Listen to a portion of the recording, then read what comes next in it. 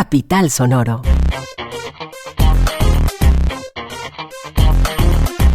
Hola a todas y todos, bienvenidos una vez más a De Vital Importancia, un podcast de cultura en el que hablamos de temas serísimos con gente inteligentísima. Hoy con Jorge Volpi, escritor mexicano radicado en Madrid hace ya un buen tiempo y que llega a la Feria del Libro para hablar de Enrabiados, publicado por Páginas de Espuma. Jorge, bienvenido a De Vital Importancia. Muchísimas gracias, encantado de estar contigo. Es largo el prontuario que tendríamos que hacer de tus obras publicadas. Vuelves o nos encontramos en esta ocasión para hablar de Enrabiados, que es un libro curioso, ¿no? Porque de repente el título del libro nos enfrenta a el sentimiento como que late en cada uno de los relatos, ¿cierto? Enrabiados. Y antes de contarle a nuestros oyentes más de la estructura de este libro, hablemos, Jorge, de la decisión de explorar este sentimiento que a veces nos incomoda tanto. ¿Cómo llegaste a la rabia? Bueno, este libro lo preparé, lo escribí en la pandemia, ¿no? Todavía en el encierro, todavía sin poder dar clases presenciales, solamente virtuales. Tenía mucho más tiempo. Y a lo mejor en esos 2 años de pandemia mexicana estuve mucho más tiempo en internet y en redes sociales que nunca. Y ahí me parecía percibir que el ánimo social, sobre todo, era el de la rabia, no solo en México, sino en todas partes del mundo. Y entonces quise armar un libro en donde la rabia fuera un elemento común de todos los relatos, y el segundo elemento común es que todos fueran, en algún sentido, relatos satíricos.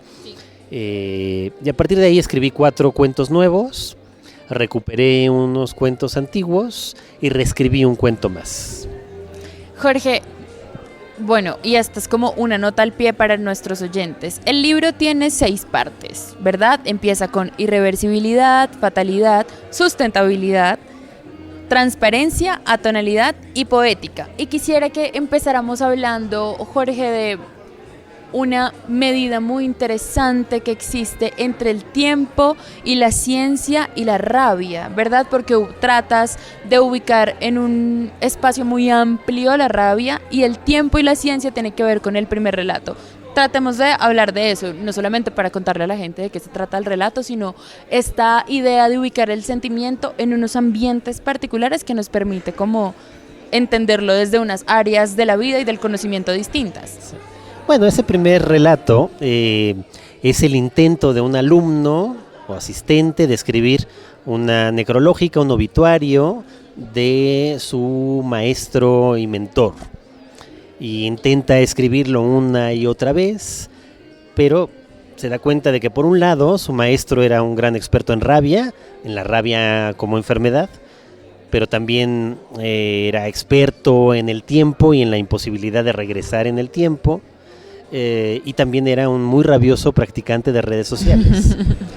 Y este alumno intenta contar cuál era la vida de este maestro suyo, pero no lo consigue porque él tiene también razones de su propia rabia.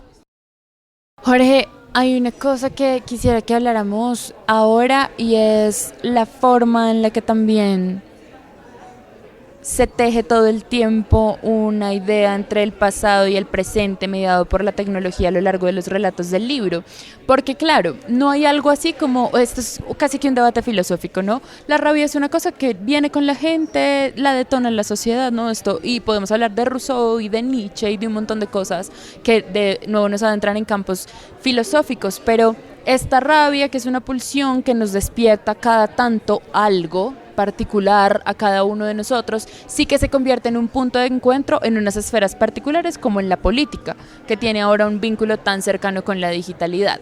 Quisiera que habláramos de eso, de cómo ves tú este tejido de tiempos y formas y discursos a través de los dispositivos tecnológicos. Sí. Bueno, la rabia es una emoción primaria que tenemos justamente todos los animales y particularmente los mamíferos para defendernos frente a un ataque inminente.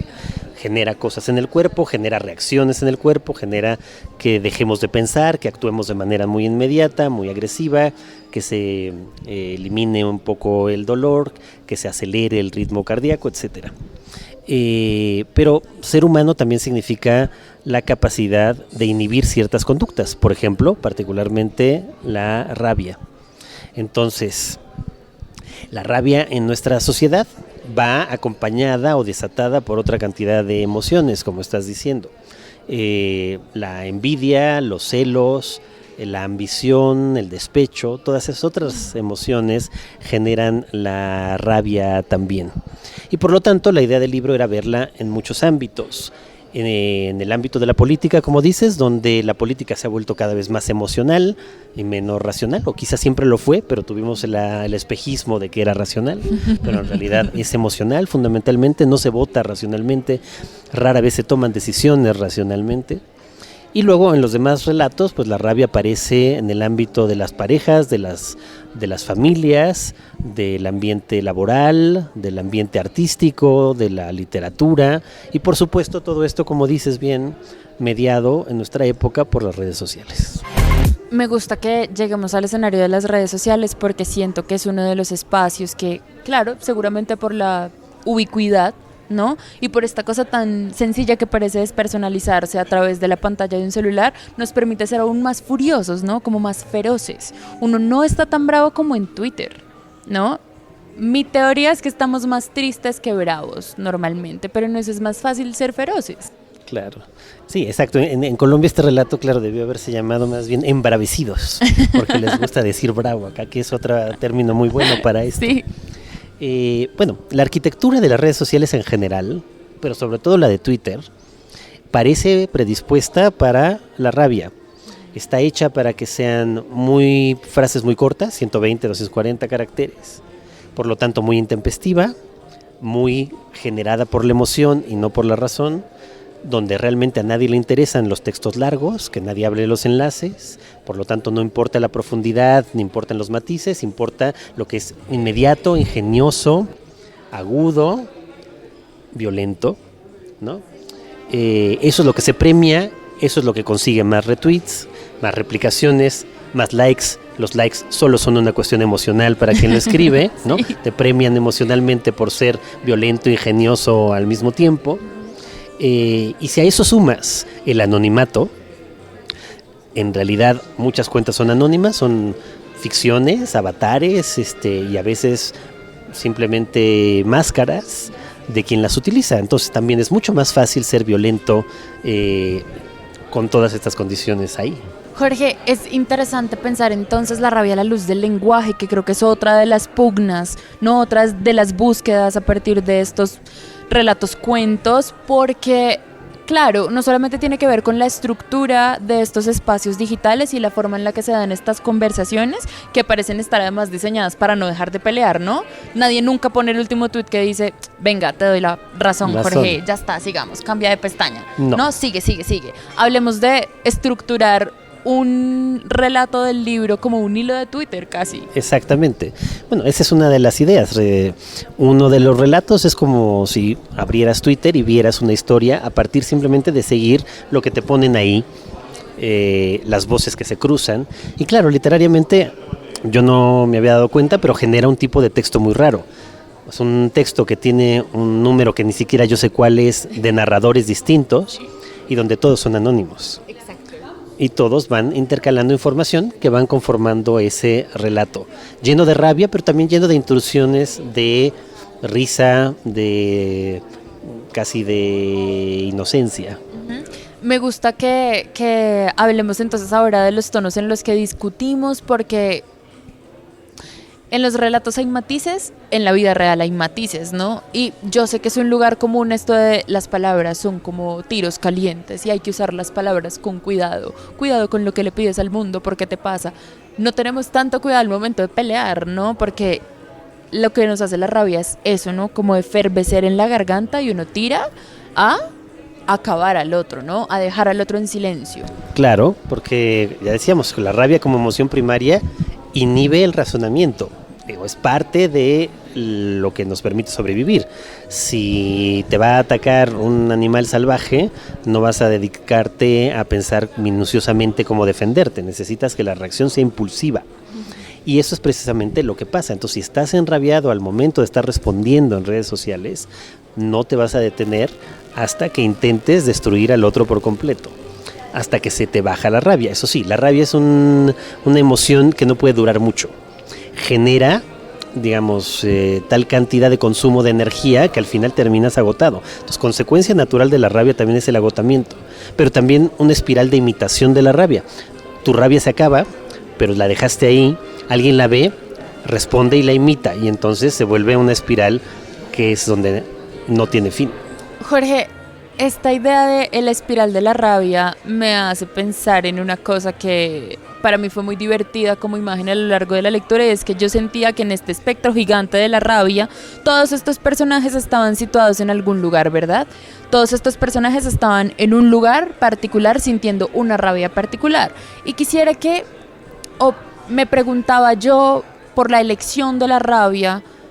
Claro, en un momento además de la pandemia en el que todo el mundo estaba como perdido, confundido, asustado, miedoso, ¿no? El mundo estaba quieto y no sabíamos qué hacer después de eso, y me interesaba mucho la elección de la rabia porque sí que empezamos a escuchar unos relatos de vamos a ser mejores después de esto, el mundo va a estar mejor, ¿no? Como de pronto es que esta sea la prueba de redimirnos como humanidad. ¿Cómo lo ves ahora? No aprendimos nada.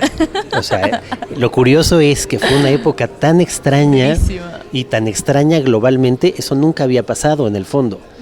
Y todo el mundo conectado y sabiendo más o menos lo que pasaba en todas partes y viviendo una situación de extrañeza absoluta en donde nadie sabía bien qué iba a pasar ni qué iba a hacer, donde los políticos tomaban decisiones intempestivas, distintas en cada parte, y aún así ya se nos olvidó. Es como si hubiera sido un paréntesis y volvimos casi al mismo lugar en el que estábamos sin haber aprendido realmente nada. Hablemos entonces ahora de algo que de nuevo me parece interesante. Enrabiados pone sobre la mesa unos lugares en los que hay rabia y en los que es fácil identificarse, ¿no? Rabia en pareja, rabia en el trabajo, rabia en Twitter, ¿no? Todos hemos sentido en algún momento ese tipo de rabia, en diferentes niveles, pero los hemos sentido. Poner o publicar enrabiados es poner esa discusión sobre la mesa, o al menos decirle a la gente, mire, no se le olvide que es que usted siente esto y yo también siento esto. ¿Cómo hablar de la rabia? ¿No? ¿Cómo superar el impulso de sentirla? ¿Cómo hablar de la rabia? ¿En qué espacio podemos no solamente sentir, sino hablar de la rabia? Bueno, hay espacios y terapias de manejo de la ira y de la rabia, pero no estamos como sociedad nunca sometidos a ellos. Nunca. Más bien permitimos que fluya ahí de manera constante. Ahora, la literatura, por ejemplo, ¿no?, permite observar la rabia y desde este punto de vista, donde todos los relatos son satíricos, intentar que el humor, la sátira y llevar al extremo ciertas situaciones nos permita vernos a nosotros mismos y a lo mejor darnos cuenta de lo insensato que a veces es la rabia, ¿no?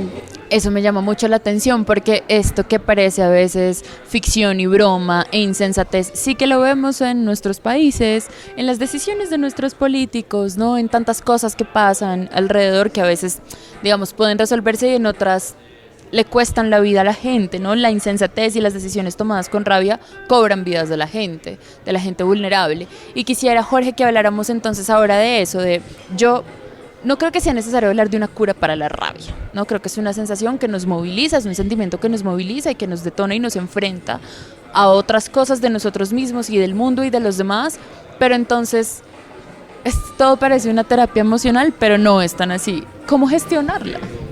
Bueno, hay distintos tipos de rabia. También hay rabias creativas, hay rabias necesarias. O sea, tener rabia frente a la injusticia, frente a la violencia, frente a la desigualdad, frente a la discriminación, son rabias necesarias, legítimas, que creativamente pueden ayudar a cambiar la sociedad, que generan movimientos sociales, que generan a veces revoluciones. O sea, la rabia también es uno de nuestros motores para el cambio. Pero también hay estas rabias artificiales creadas por nuestros políticos, inventan enemigos, inventan pasados inexistentes, inventan agravios, asusan, movilizan la emoción de sus seguidores y ahí ya no importa la razón, importa solamente las razones de la rabia para ganar poder y para ganar votos. No vamos a decir eso que nos parece, pero es claramente malo, ¿no? Como que merece una revisión ética también. Jorge, quisiera cerrar esta conversación hablando de lo que viene después de la rabia, ¿no? A mí me alienta mucho la imagen de la rabia como una fogata que se enciende y después de hablar y de discutir queda la estela, no como el humo que uno ve después de las grandes hogueras. ¿Qué viene después de la rabia? ¿Qué crees que viene? Bueno, la rabia normalmente genera conflicto y genera peleas y genera esta descarga de energía, genera heridas en los otros, heridas propias. Ojalá después de la rabia lo que viniera fuera justamente ese reconocimiento de lo que se ha provocado. Pero a veces lo que termina sucediendo es que a la rabia le sigue también la frustración, la depresión, la tristeza, ¿no? Entonces, cada ocasión de la rabia puede ser distinta, para mejorar o para empeorar. Jorge, gracias por estar con nosotros en De Vital Importancia. Encantada de estar contigo.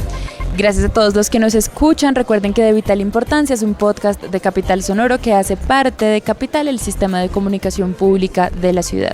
Mi nombre es María Cuestas y este podcast no podría existir sin la dirección de Santiago Rivas, la edición de Adriana Castellanos y Cian González y la investigación de Juan Pablo Conto. A todos los que llegaron hasta acá, gracias por escuchar. Capital Sonoro.